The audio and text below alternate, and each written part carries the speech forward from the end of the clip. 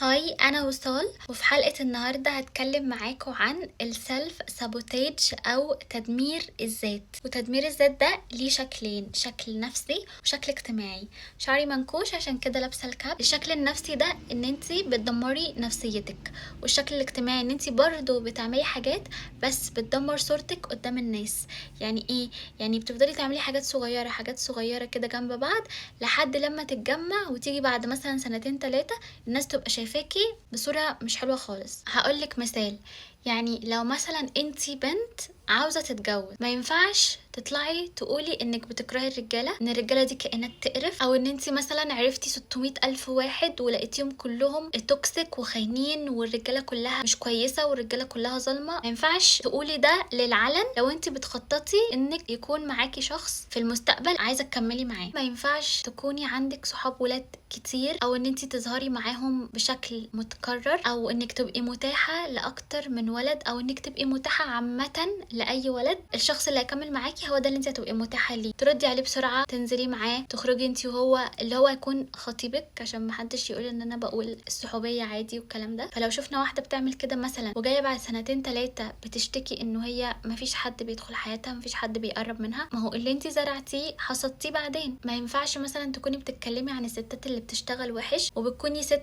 كارهه للستات الاندبندنت، او اللي هم ظروفهم خلتهم يضطروا يشتغلوا، وانتي مثلا معززه مكرمه في البيت مش محتاجه تنزلي تتبهدلي بره، فانتي بقى تكرهيهم وتحسي نفسك افضل منهم. بتيجي مثلا بعد فتره الظروف تتغير وتيجي تدوري على شغل ما تلاقيش عندك حد يساعدك عشان انتي ما عندكيش علاقات، وتكرهي كل الستات اللي بتشتغل، بتقولي عنهم ان هم مثلا مش ستات بيوت، انتي اشطر، انتي احسن، الست مكانها البيت، مش عارفه ايه. قناعاتك اتس اوكي، بس ما تكرهيش حد تاني وتدمري صورتك الاجتماعيه، لان انت الحد ده ممكن تحتاجيه في المستقبل وتحتاجي منه حاجه. هو ممكن يبقى حد فعلا كويس ويساعدك ويفرق في مسار حياتك كله. دايما اتكلمي عن الحاجه اللي انت عايزه تجيلك بعدين، خلي كلامك يخدم مستقبلك. بمعنى اتكلمي عن الباوندريز بتاعتك، بتحبي ايه وما بتحبيش ايه. اتكلمي عن الحاجه اللي انت نفسك تبقي فيها في المستقبل. ما عنديش مانع ان انا اشتغل، ما عنديش مانع ان انا اكون ناجحه، ما عنديش مانع ان انا اخرج من الكومفورت زون بتاعتي، ما عنديش مانع ان حد يدخل حياتي واديله فرصه ونكمل مع بعض للاخر. ما تقعديش مثلا تشوفي الفيديوهات بتاعت الناس اللي هي تقولك ايه، الغربه صعب، البلد هنا وحشه، الناس مش لاقيه شغل، مش عارفه إيه. كل واحد بيتكلم من تجربته، وانتي قاعده في بيتك على سرير، لا انتي سافرتي ولا انتي جربتي ولا انتي اصلا طلعتي على اول شارعكوا حتى. فمثلا ما تشوفيش الناس دول وتحطي في دماغك معتقدات ان هو ده الواقع. لا طبعا، انا بالنسبه لي اي بني ادم بشوفه بيعمل فيديو بيدي فيه طاقه سلبيه للناس، انا بحسه بني ادم مش كويس خالص. يعني اي واحده بتطلع تتكلم تقول الرجاله كلها تقرفك، احنا ما جربناش الرجاله كلها، يعني احنا بنقول ان البشر عامه فيها الحلو وفيها الوحش. انا جربت تعامل مع بنات وتعامل مع اولاد، بجد في ناس ملايكه وفي ناس زباله، كل واحد بقى والبيئه بتاعته والتفكير، كل واحد واسلوبه، كل حاجه مختلفه. هل معنى كده ان ال7 مليار كلهم مفيش حد فيهم ينفع يبقى صاحبك او جوزك او ان انتي تكملي معاه؟ لا طبعا، ما كانش ربنا خلى الدنيا مستمره لحد دلوقتي. تاني شكل من اشكال السلف سابوتيج او التدمير الذات هو الشكل النفسي. يعني انتي خلاص بطلتي تدمري نفسك اجتماعيا، خلاص ما بقيتيش تكرهي الستات، ما بقيتيش تكرهي الرجال، تطلعيش مثلا كبنت تعملي تيك توك او تغني على اغاني فيها الفاظ مش كويسه وتحسي ان ده هيروح في طي النسيان. لا، ده بيرسم صوره عنك انت ممكن تندمي عليها، الا لو انت مش فارقلك، فدي حاجه ترجع لك انت. ما تمشيش مثلا مع ناس بيتقال اسمك معاهم في كلام مش كويس، بيجروكي في طريق مش شبهك ومش شكلك، ومعرضك للانتقادات، ومعرضك ان كل الناس عيونها عليكي بايه؟ بجد عليكي بايه؟ واكتر فئه بتقع في النقطه اللي انا بتكلم فيها دي دلوقتي البنات اللي هي من اعدادي لثانوي. الموضوع ده عشان هما بيبقوا طاقه عاليه قوي وعايزين ينطلقوا وعايزين يخرجوا، بيبقوا حاسين بالوحده وان مفيش حد فاهمهم وان محدش معاهم، ويبقى اهلهم في البيت اصلا مزودين الموضوع اكتر وبيحبسوهم اكتر واكتر، كمان ما عندهمش وعي، فبيقع عليهم ظلم كبير قوي في ان الناس بتنتقدهم وبتتكلم عليهم هم مش حاسين ومش فاهمين، وبيبقوا حاسين على طول انهم مخنوقين وعايزين يسيبوا كل حاجه ومحدش فاهمهم. تبقى فتره صعبه قوي عليهم. لعل الكلام ده ينفع حد، حاولي ما تدمريش صورتك قدام الناس ايا كان، اما تكبري هتفهمي الكلام ده. ايا كان البني ادم ده مين، حتى لو حد يعني قريب قوي قوي منك وشايفه ان مفيش منه في الدنيا، اوعي تخسري نفسك علشانه، ولا تدمري صورتك قدام الناس علشانه، ولا تخسري شغلك عشان حد، ولا تخسري حاجة بتريحك عشان خاطر حد، لان كل الناس اللي هتقابليها في حياتك محدش هيختارك وكله هيختار نفسه. فحطي نفسك في المقدمة وخليكي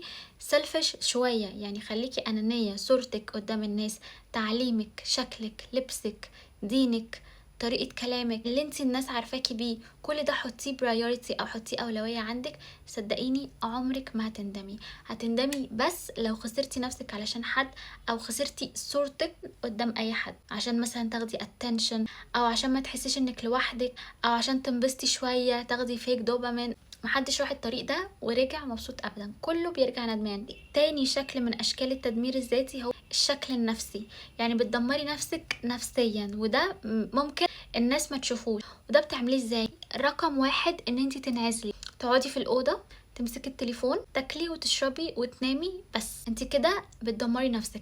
اول شكل من اشكال السلف سابوتيج هو الايزوليشن، ان انت تعزلي نفسك، تخلي مخك ده كده نايم في مكانه، ما بيشوفش حاجه جديده، ما بيتعرضش لاي اكشن، اي سسبنس، قاعده نايمه. دمري نفسك. طب وعليكي بايه؟ تاني حاجه بتعمليها بتدمري بيها نفسك، انك تقارني نفسك بغيرك، وبالذات اللي انت بتشوفيهم على التليفون. اوعي اوعي اوعي تقارني نفسك بواحده انت شايفاها على التليفون حلوه وجميله وبشرتها تحفه وشعرها مفيش منه وملامحها وشكل جسمها ولبسها واللايف ستايل بتاعها. اعملي اي حاجه في الدنيا الا انك تعملي دي، لان الطريق ده مفيهوش رجوع، والطريق ده ممكن يوديكي لحاجه هتفوقي بعدها على صدمه. يعني في بنات كتير قوي من كتر المقارنه كرهوا نفسهم، شافوا نفسهم ما يستحقوش، وهم في الحقيقه جمال وقمر وعندهم حاجات كتيره قوي حلوه يتشافوا عشانها. شفت بنات كتير راحوا عملوا عمليات تجميل بوظوا شكلهم عشان هي حاسه انها مش كفايه، عشان هي عرفت واحد جربوع وخانها فحست ان هي مش اجمل واحده في الكون، ومش مدركه ومش فاهمه ان اوبشن الخيانه ده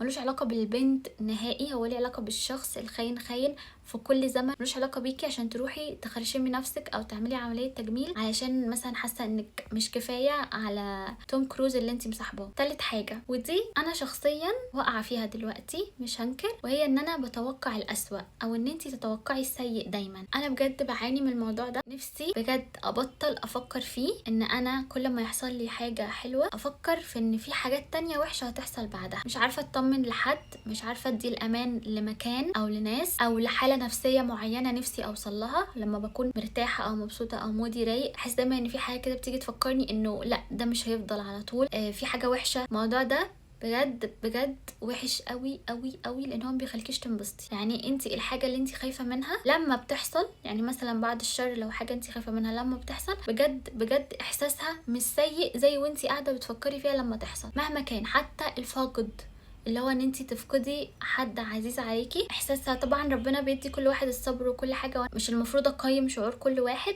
بس اللي انتي بتقعدي تعيشيه كل مره مع نفسك لما تفكري في حاجه وحشه هتحصل لك اوحش بكتير من لما هي فعلا بتحصل. ايا كان بقى الشعور اللي انتي خايفه منه، خايفه يتغدر بيكي، خايفه تتخاني، خايفه تفقدي حد بتحبيه، خايفه تخسري فلوسك، خايفه تفشلي، خايفه ما تعمليش فلوس، خايفه تتشردي، خايفه ايا كان اللي انتي خايفه منه، شعوره لو حصل مش بيبقى اسوأ من شعور وانت عماله كل شويه تعيشيه. انت كل ما بتفتكريه بتعيشيه. لو انت مثلا خايفه حد يغدر بيك، لو نفترض انك بتفكري في الموضوع مرتين، انت بيتغدر بيكي كل يوم مرتين. نفترض حصل الموضوع ده بعد 3 سنين، انت قبل منها عشتي 200,000 مرة، فهو احساسه وقتها لما بيحصل مش زي احساسه وانت كل يوم بتفكري فيه. بتعيشي الألم كل شوية، بتقعدي تجدديه وتكبريه وتفخمي منه. هو في الحقيقة ممكن ما يبقاش مؤذي ليكي قوي زي ما انت متخيلة. واللي انا كمان عايزة اقوله ان ربنا لما البني ادم بيجيله ابتلاء بيهون عليه جدا، مراكز الاحساس عنده بتختلف خالص. لما مثلا تسمعي حاجة وحشة حصلت لحد، لو الزمن لف وحصلت لك، احساسك ساعتها ربنا بيبدل يعني المشاعر. لو خدتي الحاجه زي ما هي هتموتي وراها. فانتي ما تصعبيش الحياه على نفسك، هدي اعصابك خالص. انتي دلوقتي امنه ومطمئنه، خليكي امنه ومطمئنه ومبسوطه وسعيده، ومفيش اي حاجه وحشه هتحصل. ادعي ربنا ان مفيش ولا حاجه في الدنيا وحشه تحصل لك، عادي. زي ما في ناس بتدعي ربنا باي حاجه في الدنيا، ادعي له، قولي انا عايزه حياتي دايما